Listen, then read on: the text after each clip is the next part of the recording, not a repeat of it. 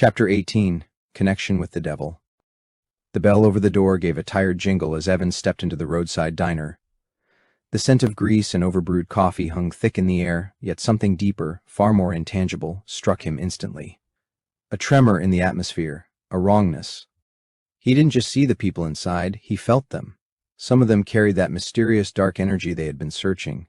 It clung to them like a residue, leaving behind a distress in their partially awakened souls. To the untrained eye, it was a quiet, unremarkable establishment nestled along a forgotten stretch of digital highway.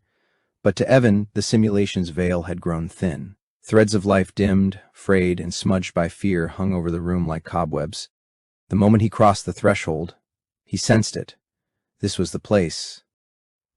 They had dressed for the part. Despite keeping their avatars in their mid-40s, the group had embraced their shared aesthetic as a rock band patched leather jackets, faded denim, and vintage band tees. They looked like wanderers from another decade, out of time, yet somehow right at home in this liminal space. Tina was radiant. Her eyes sparkled with amusement as she soaked in the ambiance, humming to herself, as if the very walls were whispering melodies. She had always wanted the group to do things together, and even though this wasn't a concert, she treated it like one. Sonia, on the other hand, tugged awkwardly at her clothing. She was brave in many ways, but stepping outside her emotional comfort zone was always a challenge. Tina, of course, noticed and teased her mercilessly. "You look like you're about to be asked to sign someone's chest," Tina said, with a grin. Sonia rolled her eyes. "If anyone asks, I'm the sound engineer." The waitress waved them in with a distracted smile and a nod toward the empty booths. "Sit anywhere you like," she said, her voice brittle around the edges. Only a family of 4 in the corner and a lone police officer nursing a mug of coffee shared the space. As they slid into a booth, Evan whispered, "This is it." The final location Tom had marked. The first 2 had been empty echoes, blind alleys in a digital eternity. But this place pulsed with something different. It wasn't just the residual life energy. There was a tremor of trauma, of recent pain. Evan's companions could feel the shift, even if they couldn't name it. A collective breath passed between them, a silent agreement. This was Evan's moment to lead. Their role was simple: support him, no matter what came next. A few moments later, the waitress approached. Her smile was mechanical, her warmth artificial, but beneath it, Evan sensed the truth. Her soul was more alive than most, yet her emotional surface was cracked, trembling. "Hello, handsome," she said, forcing levity into her tone. "What can I get you?" Evan met her eyes and softened his voice. "Fried eggs and bacon, black coffee for all of us." "Good choice." She replied, her hands twitching around the notepad she didn't need. "Be ready in a minute." As she walked away, Evan leaned in, his voice low. "She's not okay. She's afraid, and she's linked to something or someone with a similar resonance.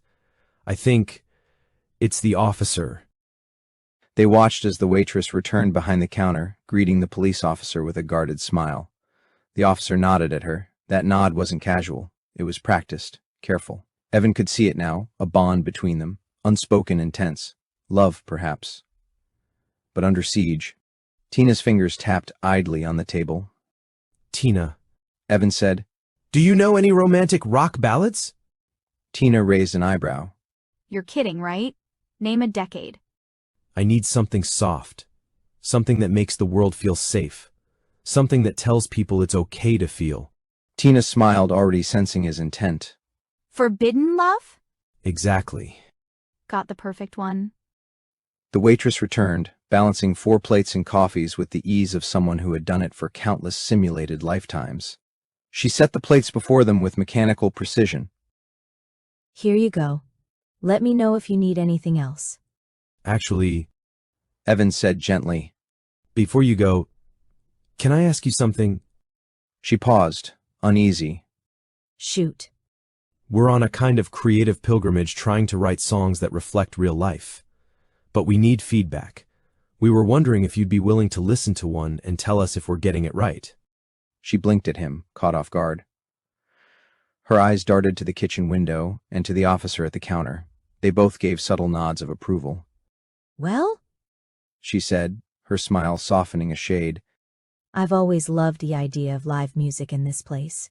Never thought I'd actually hear it. Sure, go ahead. Thank you. Evan said. There's something magical about playing a song for the first time in front of a real audience. He meant it, and she felt it.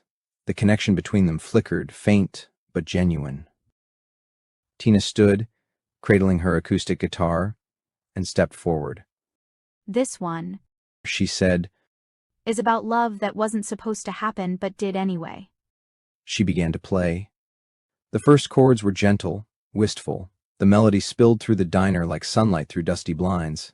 Evan felt the room shift. The shadows in the corners didn't disappear, but they lightened. The threads of dark energy began to unravel.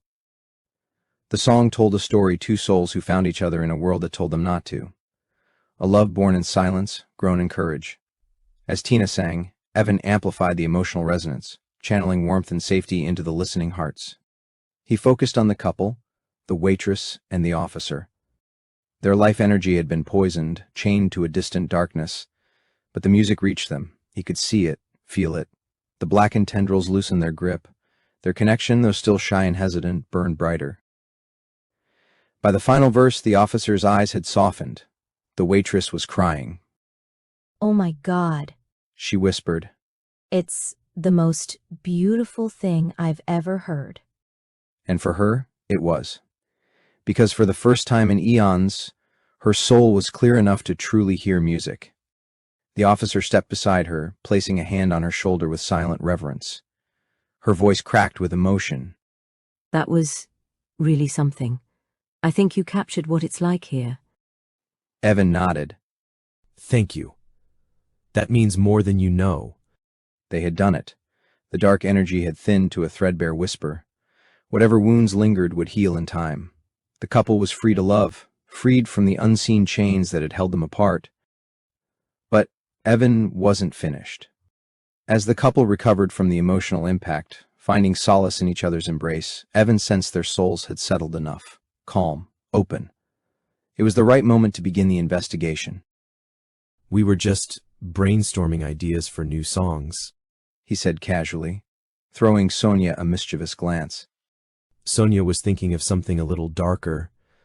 She always did enjoy dancing with the devil. You know it, asshole. Sonia shot back with a grin, picking up the cue. I was toying with the idea of a tragic love story. Maybe something like Bonnie and Clyde. Or a serial killer stalking victims along a desolate road. Like crossing paths with the devil himself. Her final words struck a chord in the room. It was subtle, but Evan noticed it instantly. A shift in the air, as if a repressed memory had twitched awake. Faces tensed, something dark had stirred.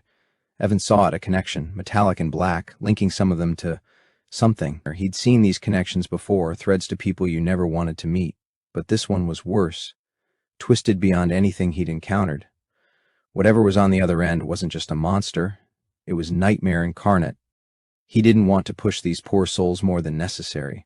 Over the years, Evan had refined his ability to read and sever such connections. Each person carried their own frequency, a unique resonance that he could lock onto once he spent enough time near them.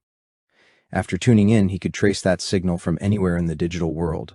And if the connection led to darkness, to torment, to evil, he could cut it. He was going to do that now, break the link for good. Free these people from whatever that thing had left behind. Sonia, He said gently. I think this place is filled with love today.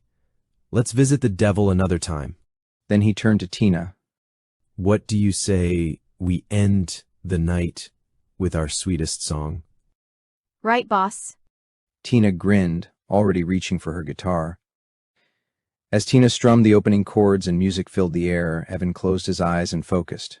Carefully, precisely, he worked his magic. One by one, he severed the twisted thread that bound them to the devil. And just like that, they were free to live their lives, unshackled, whole, and loved.